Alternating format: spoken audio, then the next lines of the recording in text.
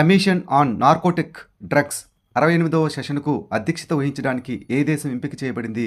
భారతదేశం. దేశంలో లింగ నిష్పత్తి ఇటీవల 918 నుండి ఏ సంఖ్యకు పెరిగింది? 930. అంగామి తెగ ప్రధానంగా ఏ రాష్ట్రంలో కనిపిస్తుంది? నాగాలాండ్. ఊర్జవీర్ యోజన ఇటీవల ఏ ప్రదేశంలో ప్రారంభించబడింది? విజయవాడ. ఇన్నోవేషన్ కోసం ఇటీవల ఏ సంస్థ public sector undertakings PSU transformation అవార్డును గెలుచుకుంది?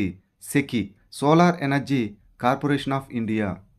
ఇటీవల ఎయిర్ హెల్ప్ 2024 ర్యాంకింగ్లో ఏ ఎయిర్లైన్ ఉత్తమమైనదిగా ప్రకటించబడింది? బ్రసెల్స్ ఎయిర్లైన్స్, బెల్జియం దేశం. భారతదేశపు మొట్టమొదటి హైపర్లూప్ టెస్ట్ ట్రాక్ను ఏ ఐఐటి నిర్మించింది? ఐఐటి మద్రాస్.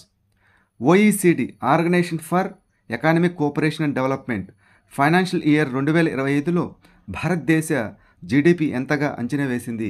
6.8%. ఇటీవల అత్యధిక మొబైల్ మాల్వేర్ దాడులకు గురవుతున్న దేశం ఏది? భారతదేశం. కృష్ణవేణి సంగీత నీరాజనం ఉత్సవం ఏ రాష్ట్రానికి సంబంధించినది? ఆంధ్రప్రదేశ్. హింబోగ్ పేరుతో మొక్కజొన్న పిండిని ఏ రాష్ట్ర ప్రభుత్వం ప్రారంభించింది? హిమాచల్ ప్రదేశ్. MULE బ్యాంక్ ఖాతాలను గుర్తించడంలో ఆర్థిక సంస్థలకు సహాయం చేయడానికి MuleHunter.aiని ఏ సంస్థ ప్రారంభించనుంది? Reserve Bank of India.